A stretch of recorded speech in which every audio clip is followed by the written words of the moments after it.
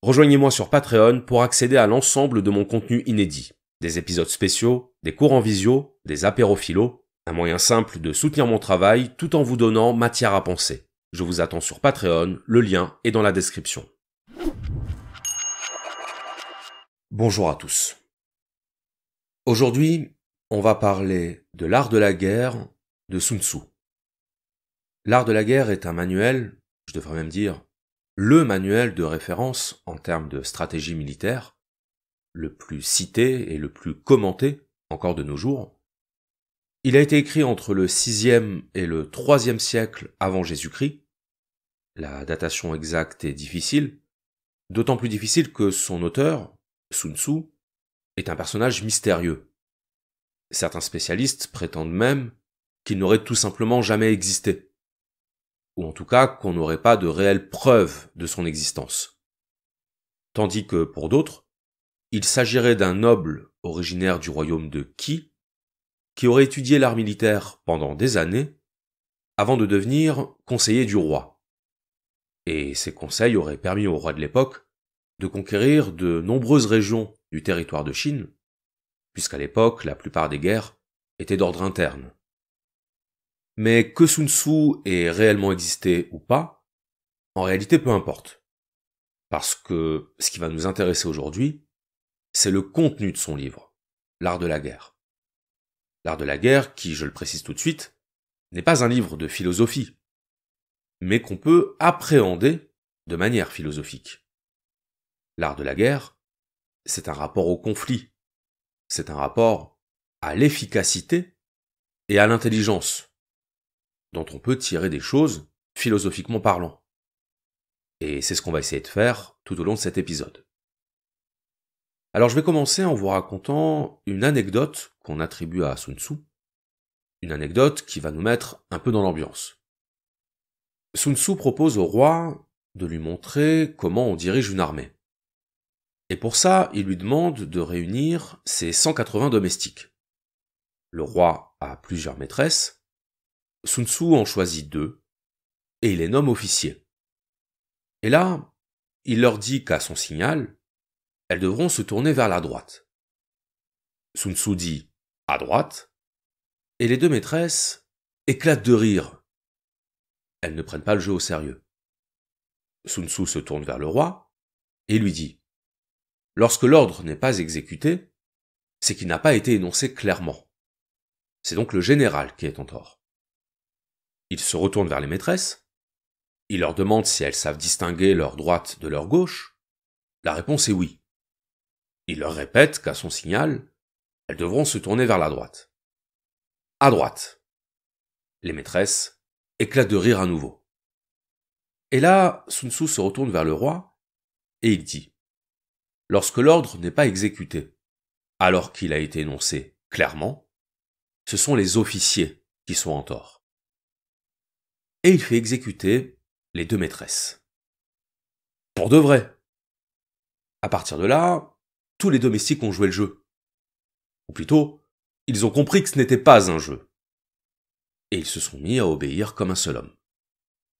La morale de cette histoire, c'est qu'en matière militaire, on ne fait pas de sentiments. La pitié n'a pas sa place sur le champ de bataille. La compassion n'a pas sa place. La seule chose qui a sa place, c'est la victoire. Et la victoire exige d'être impitoyable. La première chose dont il faut parler, c'est le fait que pour Sun Tzu, la fin justifie les moyens. La fin justifie les moyens, autrement dit, la guerre est par définition amorale. Ce qui compte, ce n'est donc pas la nature des moyens. Ce qui compte, c'est le résultat. La victoire. La victoire justifie qu'on aille contre la morale. Donc s'il faut tuer des innocents pour ça, aucun problème. S'il faut mentir pour ça, aucun problème. Sun Tzu identifie l'art de la guerre à l'art de la ruse, à l'art du mensonge et de la manipulation. Quand on pense à la guerre, habituellement, on pense aux armes, aux fusils, aux missiles, aux bombes. Ou on pense aux soldats, c'est-à-dire à ceux qui manient les armes. Autrement dit, quand on pense à la guerre, on pense à l'exercice de la force. Une armée est d'autant plus redoutée qu'elle est matériellement puissante. Bien, ce que nous dit Sun Tzu, c'est que ça marche pas comme ça. On ne peut pas miser uniquement sur la force. C'est important, la force. Et Sun Tzu le dit plusieurs fois. Chaque munition laissée par l'ennemi, on la récupère. Les prisonniers, on les garde. Et on les fait travailler. Donc ça compte, la puissance matérielle. Ça compte, mais ça fait pas tout, nous dit Sun Tzu. Ce n'est pas ça qui est déterminant. Ce qui est déterminant, c'est la stratégie. Et la stratégie, c'est le plan d'ensemble qui permet de n'utiliser la force que dans les cas où c'est nécessaire. Mais ce n'est pas tout le temps nécessaire. On peut obtenir des résultats bien plus efficaces sans la force. C'est ça la stratégie. Utiliser toutes les données disponibles pour vaincre en se battant le moins possible. La stratégie, c'est par exemple tout ce qui contribue à créer de la confusion chez l'ennemi. Parce que de la confusion naît l'erreur. Et une erreur, c'est une occasion. Une guerre ne se gagne pas seulement sur nos réussites. Elle se gagne également sur les erreurs de l'adversaire. Parce qu'on peut construire sur ces erreurs. Comme aux échecs, on en parlera tout à l'heure. Ou comme en boxe. Un boxeur ne gagne pas uniquement parce qu'il frappe le plus fort. Il gagne aussi parce qu'il a su exploiter les erreurs de son adversaire. Un mauvais cadre, un mauvais cardio, une mauvaise garde. La garde, c'est l'équivalent du rempart. Donc un boxeur a tout intérêt à faire baisser sa garde à son adversaire. Parce qu'alors, il peut l'atteindre. Il peut lui causer des dégâts. Parce que dès lors que l'adversaire est à découvert, il est impuissant. Et il n'y a besoin que de peu de puissance pour vaincre un ennemi sans défense. La puissance s'effondre face à la ruse. Donc, pour Sun Tzu, une guerre efficace, c'est une guerre dans laquelle on n'a pas besoin de combattre. Une bonne guerre, c'est une guerre dans laquelle notre victoire ne dépend pas de notre force, mais de notre capacité de manipuler les forces adverses. Dans l'imagerie occidentale, quand on pense à l'art martial chinois, on pense au code de l'honneur, on pense au sacrifice, à la vertu. Sauf que ça, c'était avant Sun Tzu. Le combat pour la gloire, le combat héroïque. Le problème, c'est que celui qui combat pour la gloire va privilégier la distinction individuelle à l'efficacité collective. Celui qui combat pour la gloire veut qu'on retienne son nom. Il veut qu'on pense à lui comme un modèle. Parce que c'est ça qui est beau dans la guerre. La bravoure. Ce que nous dit Sun Tzu, c'est que la guerre est une affaire trop importante, trop vitale, c'est le mot qu'il emploie, pour y introduire des considérations esthétiques. Les guerriers ne sont pas là pour laisser leur nom dans l'histoire. Ils sont là pour gagner. Ce qui doit primer dans la guerre, c'est l'efficacité. Et l'efficacité ne prône pas le sacrifice. S'il y a eu sacrifice, c'est qu'il y a eu erreur. C'est qu'on a mal appliqué la stratégie, ou qu'on n'avait pas du tout de stratégie. La stratégie militaire repose sur le principe de l'économie. Économie au sens de parcimonie. Au sens où on dit qu'on économise les forces. Donc, pas de code de l'honneur, pas de vertu guerrière. Parce que la guerre n'est pas une affaire de morale. C'est une affaire de survie. La survie est au-dessus de la morale. La survie est au-dessus de tout. Sun Tzu, c'est un peu le général qu'aurait voulu Machiavel. Machiavel qui a lui aussi écrit un ouvrage qui s'appelle L'art de la guerre, et qui sur le plan politique développe exactement la même approche que Sun Tzu, à savoir que le pouvoir, c'est d'abord de la stratégie. Et que le meilleur des stratèges, c'est celui qui met la morale de côté. C'est celui qui privilégie l'efficacité. Rappelez-vous ce que disait Machiavel.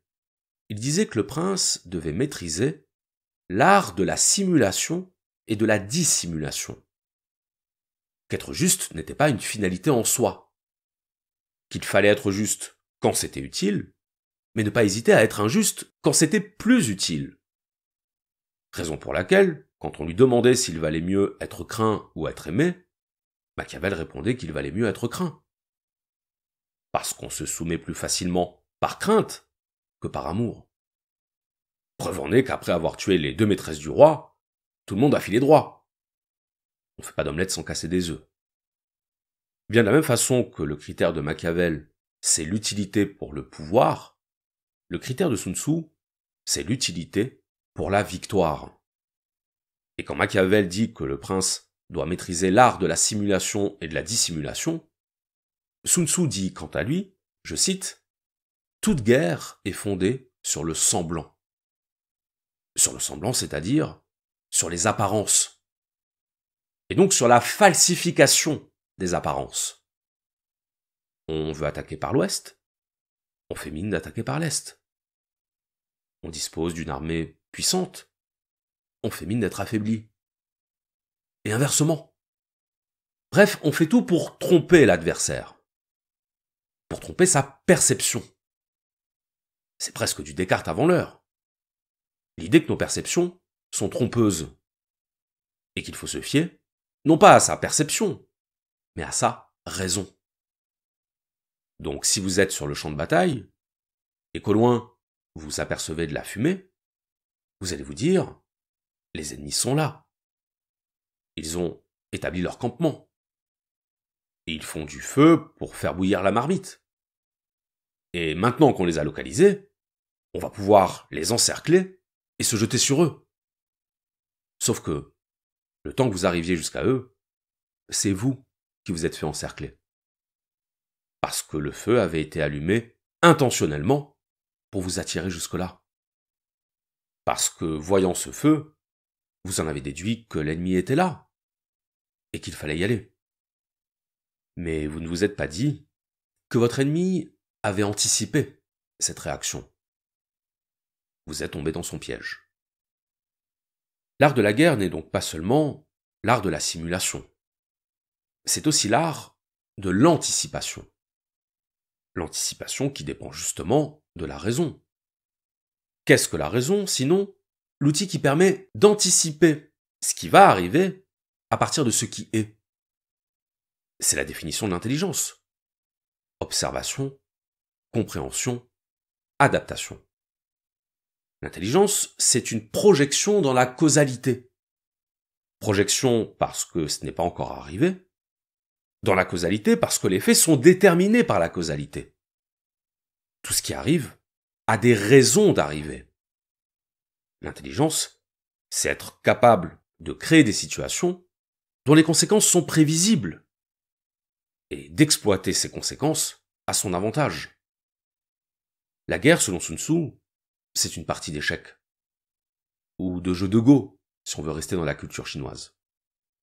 Le jeu de Go, c'est un jeu de stratégie dans lequel l'objectif, c'est de capturer des territoires en les encerclant. C'est un jeu très complexe, dans lequel le hasard et la précipitation n'ont pas leur place. De la même façon, aux échecs, on réfléchit avant de jouer. On projette mentalement les conséquences à court, moyen et long terme de chaque déplacement de pièce. Il faut anticiper la réponse de l'adversaire et il faut anticiper sa réponse à notre réponse. Un vrai casse-tête chinois. Donc les échecs, c'est l'une des meilleures transpositions de l'art de la guerre. Parce que c'est une guerre de prédiction. Quand un maître d'échecs annonce « mat en 8 coups », ça veut dire qu'il est capable d'anticiper 7 réponses de l'adversaire. Parce que c'est ça l'intelligence. La prédiction. La prédiction issue de l'analyse abstraite. quelqu'un qui agit de manière impulsive, quelqu'un qui ne projette pas par avance les conséquences de son action, c'est quelqu'un qui ne peut pas l'emporter sur quelqu'un qui anticipe. C'est aussi simple que ça. Et donc la recommandation principale de Sun Tzu, c'est que pour gagner une guerre, il ne faut pas combattre énergiquement. Il faut combattre intelligemment. Donc la guerre ne doit pas être confiée à des brutes épaisses. Elle doit être confiée à des gros cerveaux. À des cerveaux insensibles au bien et au mal, mais extrêmement sensibles aux informations. L'intelligence, c'est la sensibilité aux informations. Quand on lit Sun Tzu, on a l'impression que gagner une guerre, il n'y a rien de plus simple. Qu'il suffit de réfléchir avant d'agir. Qu'il suffit de ne pas se lancer aveuglément dans la bataille et de juste prendre de la hauteur. Quelque chose, il faut bien l'admettre, que nous ne faisons pas toujours. Lorsqu'on est en situation de conflit, la plupart du temps, on est sous l'emprise de nos émotions. C'est la colère qui guide notre comportement. C'est le ressentiment, c'est la jalousie, c'est le désir de vengeance. Dans notre esprit, la guerre est associée à ce que Spinoza appelle les passions tristes, c'est-à-dire les émotions négatives. Ce que nous dit Sun Tzu, c'est qu'aborder un conflit sous le prisme de l'émotion, c'est se condamner à le perdre. Parce que les émotions obscurcissent le jugement. Et en obscurcissant le jugement, elles nous font commettre des erreurs. On le fait tous. Quand on est en colère contre quelqu'un, nos mots vont dépasser notre pensée. Nos actes vont dépasser notre volonté. On s'emporte. Et s'emporter, c'est se faire emporter. C'est perdre le contrôle. Pour Sun Tzu, la guerre, c'est le contrôle. Le contrôle de son armée, bien sûr, mais aussi le contrôle de ses émotions. Les émotions ne sont pas un terrain propice à la réflexion ou à l'anticipation. C'est la sérénité qu'il est, le détachement. Vous voyez, quand je vous disais que pour Sun Tzu, la guerre était quelque chose de vital, ça se perçoit dans la froideur de son approche. La guerre, ça ne sert pas à se défouler. Ça ne sert pas à expulser son énergie pour se sentir soulagé. Ça, c'est une approche émotionnelle du conflit. L'approche doit être rationnelle. Et de la même façon que les stoïciens disaient que les passions nous empêchaient d'être libres, parce qu'elles perturbent le jugement rationnel, de la même façon, Sun Tzu nous dit qu'il ne faut pas éprouver de colère contre l'ennemi. Il ne faut pas le haïr. Il faut le comprendre. Mettre son ego de côté et se demander comment pense mon ennemi. Parce que dès lors que je comprends comment pense mon ennemi, je deviens en mesure d'anticiper sa prochaine action. Et donc de l'attaquer. Ce que je ne peux pas faire si je suis aveuglé par mes émotions. Nos émotions rétrécissent notre champ attentionnel. On se focalise sur nos émotions. Et donc on ne voit plus le reste. Quand Spinoza dit ne pas déplorer, ne pas maudire, mais comprendre, il dit la même chose que Sun Tzu. Il dit que la compréhension est plus bénéfique que l'émotion. Et que, quand on veut combattre quelqu'un, il faut s'efforcer de le comprendre. Quand vous vous disputez avec votre patron, ou avec un ami, ou avec votre conjoint, ce qui vous anime, ce n'est pas le désir de comprendre l'autre. C'est le désir de vous affirmer. Et d'avoir raison contre votre interlocuteur. Ce qui nous anime dans un conflit, c'est le désir de reconnaissance. C'est-à-dire le désir que l'autre s'incline et reconnaisse que nous avons raison. C'est ça, un conflit géré par l'ego. Le seul problème, c'est qu'il y a de grandes chances que la personne en face de vous se dise la même chose. Et dans cette situation, plus l'implication émotionnelle va être forte, plus vous avez de risques de faire un faux pas, de dire quelque chose qu'il ne fallait pas dire, quelque chose qui va vous causer du tort. Donc l'art de la guerre repose sur le détachement émotionnel, sur le désengagement émotionnel. Je vais le dire autrement. Une guerre, c'est pas personnel. C'est la réplique de Michael Corleone dans Le Parrain, peu avant qu'il commette son premier assassinat. C'est pas personnel, c'est uniquement les affaires. Une règle que Michael ne respectera pas lorsqu'il tuera son frère, Fredo, après que celui-ci l'ait trahi. Avant de le tuer, Michael dira à Fredo « Tu m'as brisé le cœur ». C'était personnel. D'ailleurs, vous aurez remarqué que Le Parrain, c'est très lent. Il n'y a pas énormément d'action. Par contre, quand il y a de l'action, c'est expéditif. Expéditif parce qu'une offensive doit être expéditive. Une guerre doit être la plus brève possible, nous dit Sun Tzu. Donc c'est très lent parce que, le plus clair du temps, on ne le passe pas à attaquer. On le passe à réfléchir, à élaborer une stratégie. La stratégie la plus machiavélique qui soit. Et c'est seulement une fois que la stratégie est bien définie qu'on passe à l'action. Alors il se trouve que l'art de la guerre est un livre particulièrement apprécié dans le monde de l'économie et de la finance. Et que vous dira un investisseur ? Il vous dira que le plus souvent, ne pas investir, c'est gagner de l'argent. Ça veut dire quoi ? Ça veut dire que le désir d'investir doit être régulé par l'intérêt à investir. On n'investit pas s'il n'y a pas intérêt à investir. Il vaut mieux attendre. Donc, attendre, ça fait partie de la stratégie. De la stratégie gagnante. Donc dire que ne pas investir nous fait gagner de l'argent, c'est dire qu'une erreur est toujours un manque à gagner. Et qu'il faut accepter parfois de patienter. La patience étant précisément la marque d'une maîtrise de ses émotions. Et d'ailleurs, c'est amusant que le mot investir fasse à la fois partie du lexique de la finance et du lexique militaire. Investir de l'argent, investir un territoire.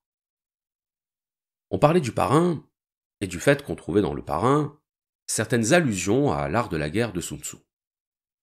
Il y en a une autre, encore plus connue, qui est « Garde tes amis près de toi et tes ennemis encore plus près ». C'est une phrase que prononce Michael dans Le Parrain 2, et c'est une reprise directe d'une phrase de Sun Tzu qui dit « Connais-toi toi-même et connais ton ennemi ». Donc connais-toi toi-même, on pense évidemment à Socrate, et connais ton ennemi, on pense à Spinoza. Ce qu'on a vu tout à l'heure. Ne pas maudire, mais comprendre. Connais ton ennemi, c'est vraiment ça, la règle d'or de l'art de la guerre. S'il n'y en avait qu'une à retenir, ce serait celle-là. Parce qu'elle contient toutes les autres. Elle contient l'idée que la connaissance est plus utile que la force. Elle contient l'idée qu'il faut privilégier la raison aux émotions. Et elle contient l'idée que la guerre n'est pas une affaire d'ego. Et que donc il faut être capable de se transposer dans la conscience de l'ennemi, de voir comme lui, de penser comme lui. Quand on tend un piège à l'ennemi, il faut se mettre à sa place. C'est-à-dire oublier notre propre pensée et notre propre perception. Aussi paradoxal que ça puisse être, l'art de la guerre repose sur l'empathie. Une empathie instrumentale, une empathie stratégique, mais une empathie tout de même. Quelqu'un qui crée une entreprise, ou quelqu'un qui crée un produit, ce qu'on lui apprend dans les écoles de commerce, c'est de ne pas penser en créateur, c'est de penser en consommateur. C'est de se mettre à la place de son client. Le client étant celui dont il faut investir le portefeuille. Se mettre à la place du client, ça veut dire décentrer son point de vue. Se focaliser sur la conscience de l'autre plutôt que sur sa propre conscience. Parce que la conscience de l'autre détermine son comportement, et que son comportement détermine le nôtre. Je disais tout à l'heure que quand on pensait à la guerre, on pensait immédiatement à la force. En l'occurrence, à la force matérielle. Les armes, les soldats, l'équipement. Mais il y a un deuxième type de force auquel on doit également penser, c'est la force mentale. Le fameux moral des troupes. Et dans une guerre, on se doit de tenir compte du moral des troupes. Du moral de ses troupes et du moral des troupes adverses. Que nous dit Sun Tzu? Il nous dit que le facteur psychologique est un élément déterminant de l'équation militaire. On l'a dit tout à l'heure, l'art de la guerre, c'est l'art de la tromperie. Donc la manipulation psychologique fait partie de la stratégie. Toujours selon l'idée que le critère, c'est l'efficacité. Donc il faut ménager le moral de ses troupes, et il faut atteindre le moral des troupes adverses. Et ça nous ramène directement à quelque chose qui est énormément exploité depuis le XXe siècle, à savoir la propagande de guerre. En temps de guerre, l'information n'est pas neutre. Elle ne peut pas être neutre. Parce que l'information fait partie de la stratégie. Le but de la propagande de guerre, c'est de mettre l'opinion publique dans sa poche. Pour que les soldats se sentent soutenus. Pour qu'à leur retour, ils soient accueillis comme des héros, pas comme des bouchers. Et aussi pour que le gouvernement ait les mains libres pour agir, pour débloquer les budgets, pour justifier un effort national, le fameux effort national. Donc, la guerre contemporaine est à la fois opérationnelle et informationnelle. Et la désinformation se confond avec l'information. Il n'y a plus d'information vraie ou d'information fausse. Il y a de l'information utile ou de l'information nuisible. Et ce n'est pas propre à un État ou à un autre. C'est propre à tout État qui s'engage dans un conflit ou qui a des intérêts dans ce conflit. Parce que la guerre est une affaire d'intérêt. Donc la propagande de guerre, c'est tout ce qui consiste à introduire dans le commentaire des opérations militaires des informations fausses ou incomplètes qui justifieront le déploiement de moyens supplémentaires. Plus l'ennemi sera présenté comme dangereux, comme sanguinaire, comme imprévisible, plus l'opinion va trouver logique et légitime qu'on recourt à tous les moyens disponibles contre lui. Le principe de la propagande, c'est le manichéisme. C'est la diabolisation de l'ennemi. Parce que la nuance est interdite en temps de guerre. La vérité est interdite.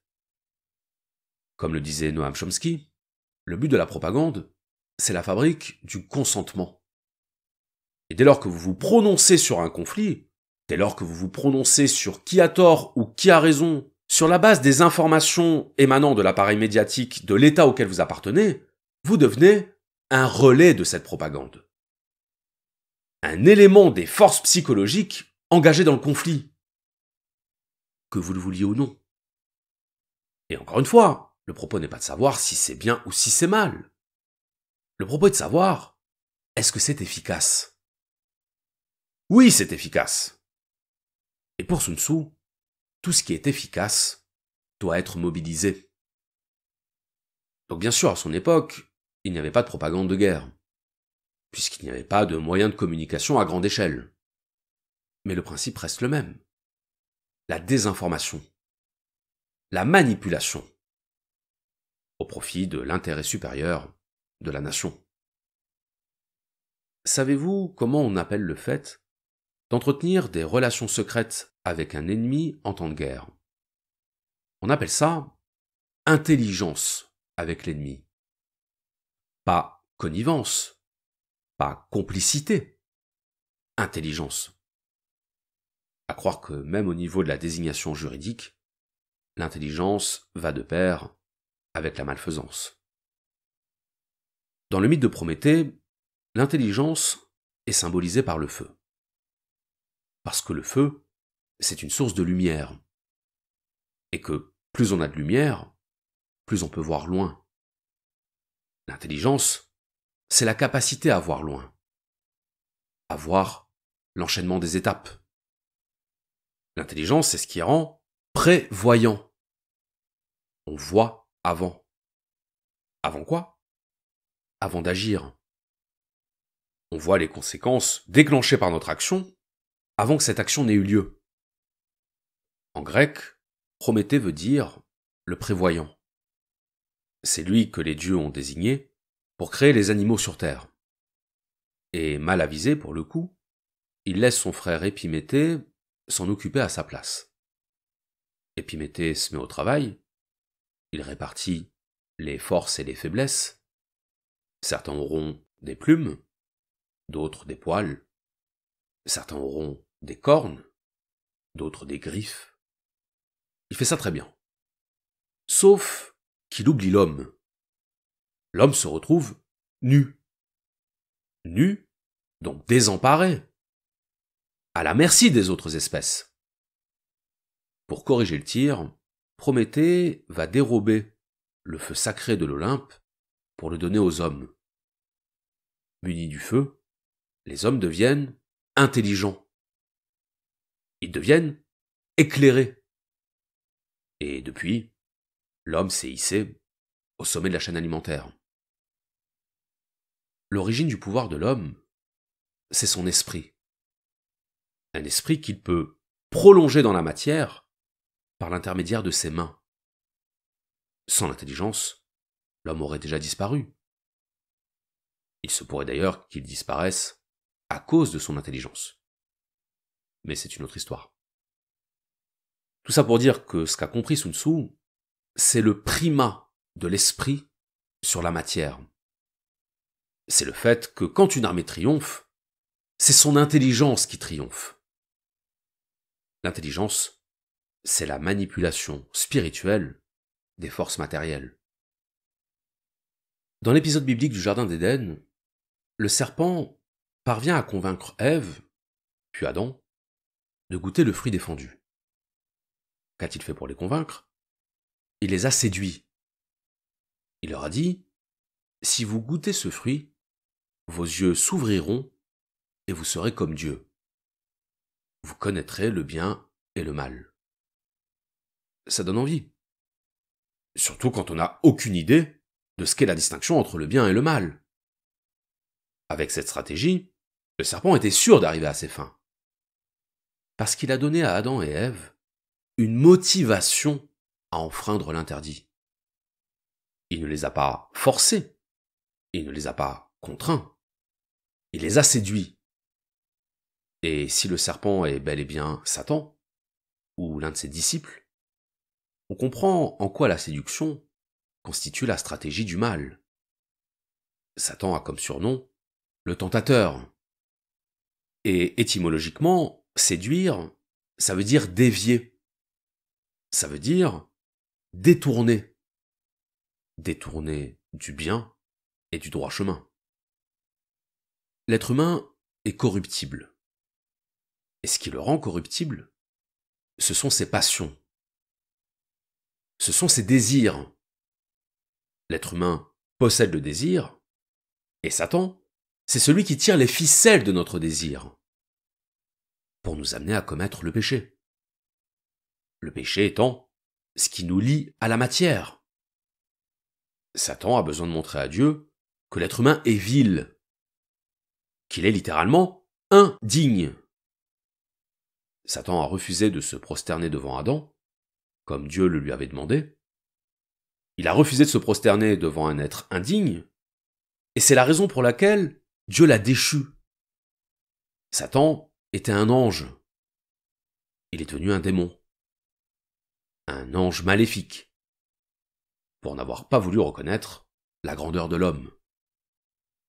Satan s'est alors donné une mission. Prouver à Dieu qu'il a eu tort. Prouver à Dieu que l'homme est mauvais et qu'il ne mérite pas le respect des anges. Dès lors, Satan va dédier son existence à détourner l'homme du bien, à le faire tomber, c'est l'image de la chute, dans ce qu'il y a de plus vil et de plus sombre en lui. Quand l'homme commet le mal, Satan rit, parce qu'il sait que le mal condamne les hommes. Il les condamne à la souffrance, il les condamne à la mort et à la répétition. Satan est le maître du monde parce que le monde est gouverné par le désir. Le monde est gouverné par le chaos. Dans la tradition chrétienne, Satan est parfois associé à un autre nom, sans qu'il soit possible de savoir s'il s'agit exactement de la même entité. Lucifer. Lucifer, ça veut dire littéralement le porteur de lumière. On l'a vu avec Prométhée, la lumière, c'est l'intelligence. Et Lucifer est intelligent. Le mal est intelligent. L'intelligence, c'est ce qui permet au mal de nous conduire là où nous n'avions pas prévu d'aller, de nous manipuler, de nous téléguider. Le mal ne nous touche pas. Il ne pose pas sa main sur nous. Il nous attire. Il nous dit « Viens » avec sa main. Le mal ne nous force pas. Il nous met en confiance. C'est comme ça qu'il nous séduit. Jusqu'au moment où on se retrouve pris dans sa toile. Piégé. Piégé par nous-mêmes. En d'autres termes, le mal nous connaît. Il est obligé de nous connaître pour se jouer de nous. Il connaît nos faiblesses. Il sait ce qui est en nous mieux que nous-mêmes.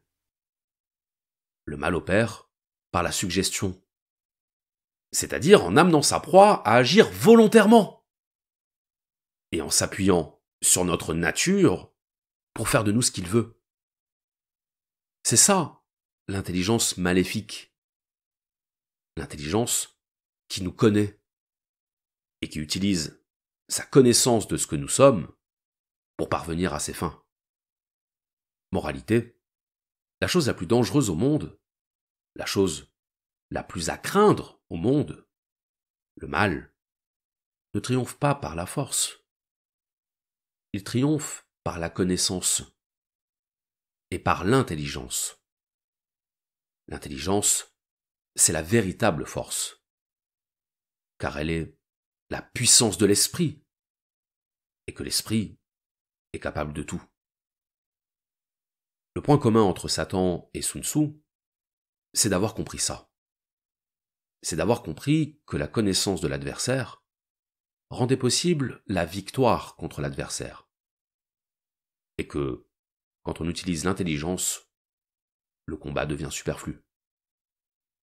Je cite. La guerre est d'une importance vitale pour l'État. C'est le domaine de la vie et de la mort. La conservation ou la perte de l'Empire en dépendent. Il est impérieux de bien le régler. Ne pas faire de sérieuses réflexions sur ce qui le concerne, c'est faire preuve d'une coupable indifférence pour la conservation ou pour la perte de ce qu'on a de plus cher. Et c'est ce qu'on ne doit pas trouver parmi nous. Toute campagne guerrière doit être réglée sur le semblant. Feignez le désordre. Ne manquez jamais d'offrir un appât à l'ennemi pour le leurrer. Simulez l'infériorité pour encourager son arrogance. Sachez attiser son courroux pour mieux le plonger dans la confusion. Sa convoitise le lancera sur vous pour s'y briser. Hâtez vos préparatifs lorsque vos adversaires se concentrent. Là où ils sont puissants, évitez-les. Plongez l'adversaire dans d'inextricables épreuves et prolongez son épuisement en vous tenant à distance. Veillez à fortifier vos alliances au dehors et à affermir vos positions au dedans par une politique de soldats paysans. Quel regret que de tout risquer en un seul combat, en négligeant la stratégie victorieuse et faire dépendre le sort de vos armes d'une unique bataille. Lorsque l'ennemi est uni, divisez-le et attaquez là où il n'est point préparé, en surgissant lorsqu'il ne vous attend point. Telles sont les clés stratégiques de la victoire. Quand vous êtes capable, feignez l'incapacité. Quand vous agissez, feignez l'inactivité. Quand vous êtes proche, feignez l'éloignement. Quand vous êtes loin, feignez la proximité. Connais ton ennemi et connais-toi toi-même. Eussiez-vous 100 guerres à soutenir, 100 fois vous serez victorieux. Si tu ignores ton ennemi et que tu te connais toi-même, tes chances de perdre et de gagner seront égales. Si tu ignores à la fois ton ennemi et toi-même, tu ne compteras tes combats que par tes défaites. L'art de profiter du près et du loin consiste à tenir l'ennemi éloigné du lieu que vous aurez choisi pour votre campement, et de tous les postes qui vous paraîtront de quelque conséquence. Il consiste à éloigner de l'ennemi tout ce qui pourrait lui être avantageux, et à rapprocher de vous tout ce dont vous pourrez tirer quelque avantage. Il consiste ensuite à vous tenir continuellement sur vos gardes, pour n'être pas surpris, et à veiller sans cesse pour épier le moment de surprendre votre adversaire. Aussi prenez une voie indirecte et divertissez l'ennemi en lui présentant le leur. De cette façon, vous pouvez vous mettre en route après lui et arriver avant lui. Celui qui est capable de faire cela comprend l'approche directe et indirecte. Avant que d'en venir à un combat définitif, il faut que vous l'ayez prévu et que vous y soyez préparé depuis longtemps. Ne comptez jamais sur le hasard dans tout ce que vous devez faire en ce genre. N'agissez pas si vous ne voyez pas d'intérêt clair pour le pays. N'utilisez pas vos soldats si vous n'êtes pas sûr du succès. Ne combattez pas si vous n'êtes pas menacé. Un souverain n'ordonne pas à son général de lever une armée sous le coup de la colère. Un général n'attaque pas parce qu'on lui a fait affront. Lorsqu'un souverain est animé par la colère ou par la vengeance, qu'il ne lui arrive jamais de lever des troupes. Lorsqu'un général trouve qu'il a dans le cœur les mêmes sentiments, qu'il ne livre jamais de combat. Pour l'un et pour l'autre, ce sont des temps nébuleux, qu'ils attendent les jours de sérénité pour se déterminer et pour entreprendre. La guerre, ce ne sont pas seulement les théâtres d'opération. Ce ne sont pas seulement les missiles et les bombes. La guerre, c'est aussi la guerre économique, la guerre sociale, la guerre d'ego. Il y a guerre quand il y a recherche du pouvoir. Et ce pouvoir peut aussi bien prendre la forme d'intérêt matériel que d'intérêt symbolique. On est en guerre contre celui qui ne nous reconnaît pas, qui ne reconnaît pas notre importance, notre valeur. On est en guerre contre ses proches quand on veut leur imposer notre vision des choses, ou quand les écouter n'est plus qu'un prétexte pour les réfuter. On est en guerre dès lors qu'il y a besoin de prouver. Et il est parfois nécessaire de mener certaines guerres. Parce que dès lors qu'on vit en société, il faut savoir s'affirmer. Il faut savoir se confronter. Tout le monde n'est pas animé par des intentions pures. Et ne pas réagir, rester passif face à ça, passif, pacifique, c'est oublier que la survie a ses impératifs. Mais une fois qu'on a admis que certaines guerres étaient nécessaires, n'est-il pas vrai que nous avons aussi tendance à alimenter des guerres inutiles, à concevoir notre existence comme un vaste champ de bataille et notre prochain comme un ennemi? Se pourrait-il que notre besoin de conflit déborde sur des cibles qui ne le méritent pas? Se pourrait-il que notre besoin de conflit se retourne contre nous-mêmes? Auquel cas, on retomberait sur cette recommandation de Sun Tzu, qui est que l'on a tout à gagner à choisir ses combats. Je vous remercie.